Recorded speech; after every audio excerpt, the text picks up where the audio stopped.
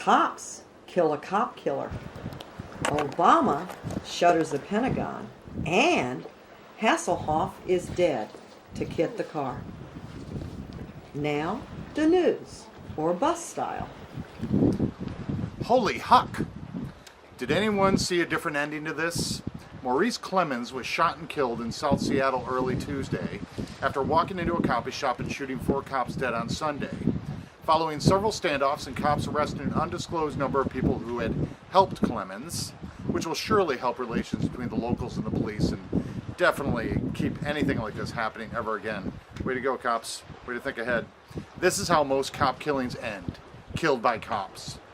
Yet Clemmons is a special kind of psycho. Reportedly, he forced his relatives to undress, to be naked for at least 5 minutes on Sunday, and believed he was Jesus and could fly. Good stuff. Also, in May, Clemmons punched a sheriff's deputy in the face. Why so angry, Maurice? Maybe bitterness at the mercy the system has showed him so far. Clemmons was sentenced to 95 years in prison in 1989, but Governor Mike Huckabee commuted the sentence and freed Clemmons in 2000.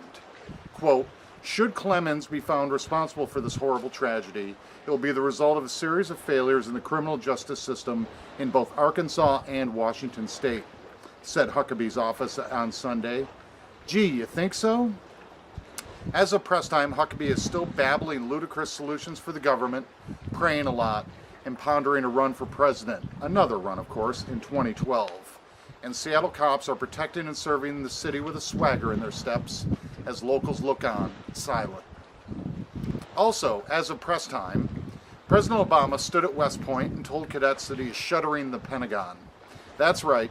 Instead of announcing the expected surge, costing around $1 million per soldier per year, and adding another 30,000 troops, that's $30 billion this year, we'll spend in Afghanistan, Obama ignored the teleprompter and said the following: I'm no LBJ. Heck, I'm not even a Truman.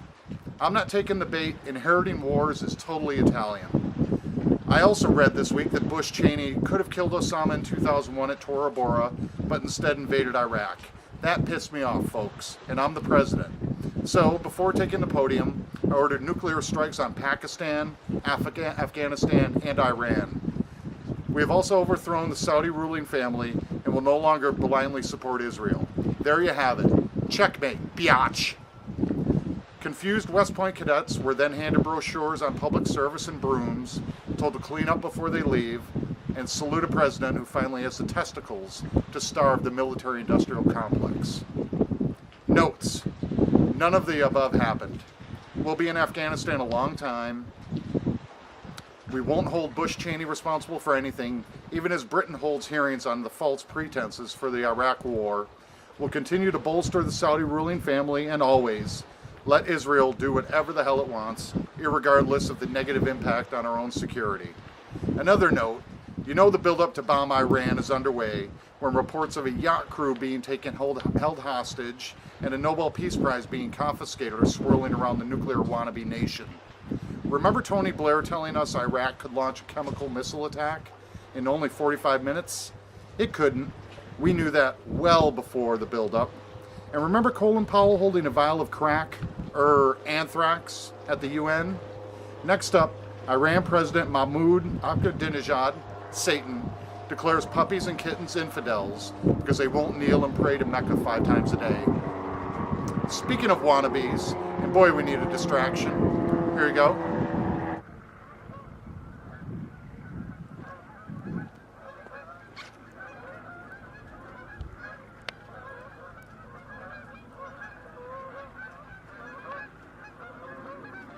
They know winter is here.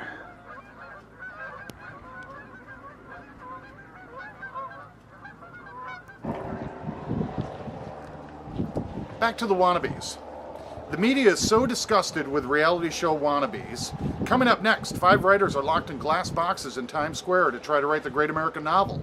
The librarians have to boot one of them this week, or get sexy with all of them.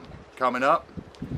The talk shows are busy booking these wannabes to make sure it doesn't happen again, and to say inane things like, "This is the most devastating thing that's ever happened to us."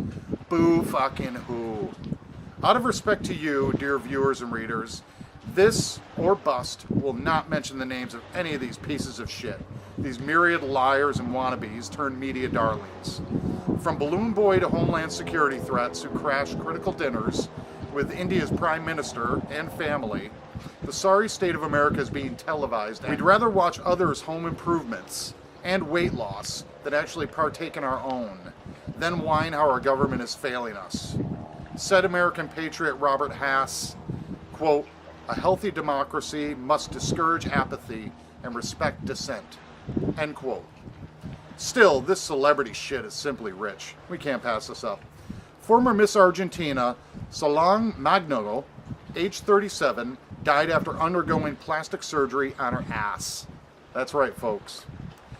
And after saying some reports of an engagement were completely false, Chelsea Clinton will in fact marry longtime boyfriend Mark Mazavinsky. Bill Clinton and Hillary are ecstatic, and the former president said to be very hands-on with selecting the right dresses for the bridesmaids. Also, David+Hasselhoff was hospitalized this weekend for as of yet unknown reasons, either drunkenness or something involving a hamster, while his ex-wife Pamela Bach was arrested for DUI by California Highway Patrol. Following the hospitalization of its former driver and the arrest, KITT was quoted as saying, "This has been a sorry downward spiral. Knight Rider is dead to me." Important stuff before you forget. Citing the standard, quote, family reasons, end quote, read, quote, "I got fired," end quote, or, quote, "I was starting to hate myself," end quote. Philip Carter resigned last Friday after less than 7 months of being in charge of closing GITMO. 215 suspected terrorists are still held at the Cuba detention facility, and the Obama admin has a self-imposed deadline to close it by January 22nd, 2010. That's about a month and a half from now. Think that's going to happen now?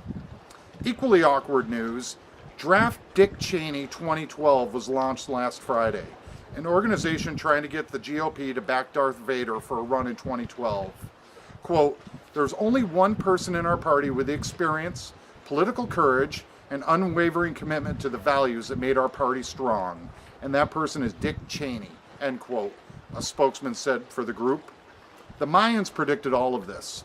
A pale man with a cold metal heart will arrive in 2012, reaping chaos and death across the land, followed by a long sigh and someone whispering, "What the fuck were we thinking?"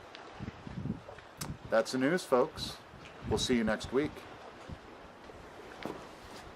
Oh, Brad, that's incredible. Is that how we do it? Yo, look at that. Yeah, look, it's just going, the sun's just going down.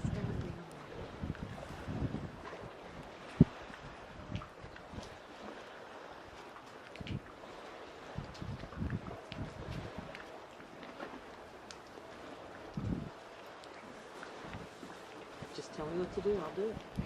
We'll let that run a while. Oh, okay.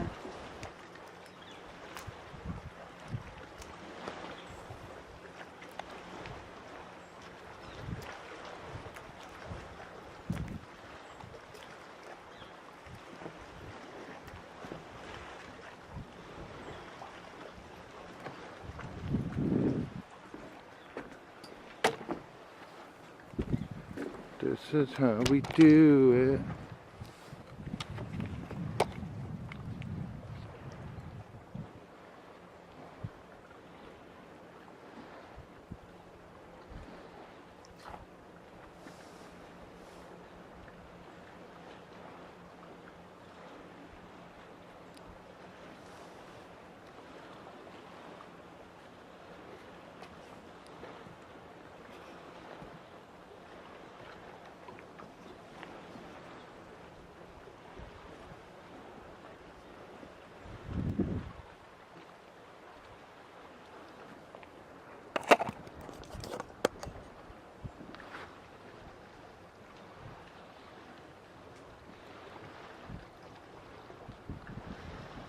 Also, not a word about Tiger. You knew you'd get off with a hand slap.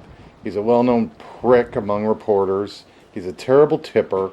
He charges like $2,000 for an interview. And probably he was fucking some other girl and his wife beat his ass. There you go. It was 2 a.m. in the morning. What else happens when you hit a tree at 2 in the morning?